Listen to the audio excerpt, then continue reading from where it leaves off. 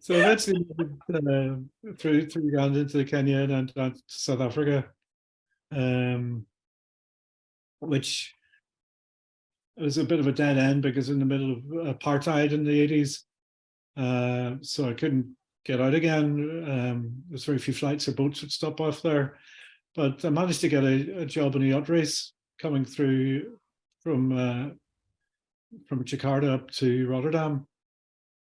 And even though I had no experience of sailing, I got a job on an ocean-going yacht. So it took 5 weeks to get back again. So the experience of sort of going all the way to South Africa over land and back over this by sea. Then the shipping company who was sponsoring the race, Netroid, they shipped my bike to the States. And I went to Los Angeles and then up to Canada, across Canada, and then down through the States, down all the way to Argentina, where I, got a long story short, ran out of money, got hepatitis, and I was lucky to get myself and managed to get some money sent over and get shipped home again. So it took about a year and a half, 2 years, little journey. And I never got to Australia, ended up in Argentina.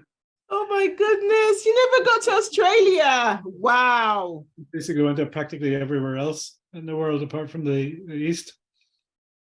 But it was a fantastic journey because it's a very unusual way to travel when you don't actually have a destination to go to. 99% of the time you're traveling, you're going somewhere. Whereas I wasn't actually going anywhere particular. It was just traveling for the sake of traveling.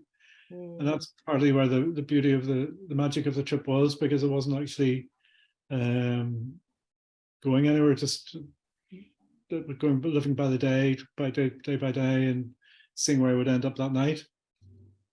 In fact, in Africa, south of Sudan, I actually drove off the edge of my map.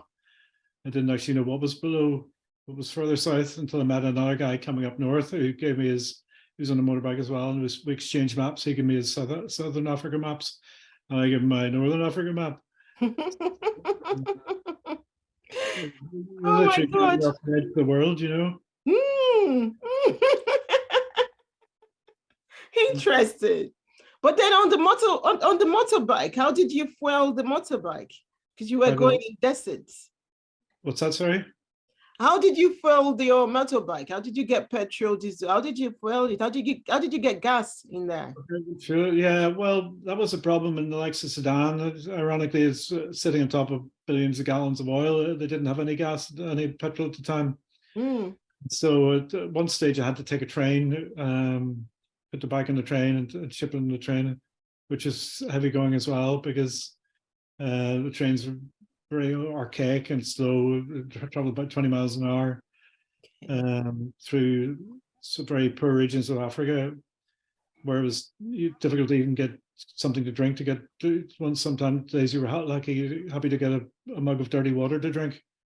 So you're very living very basically with the natives, with the local Africans, eating basic foods, living in the shacks and so on.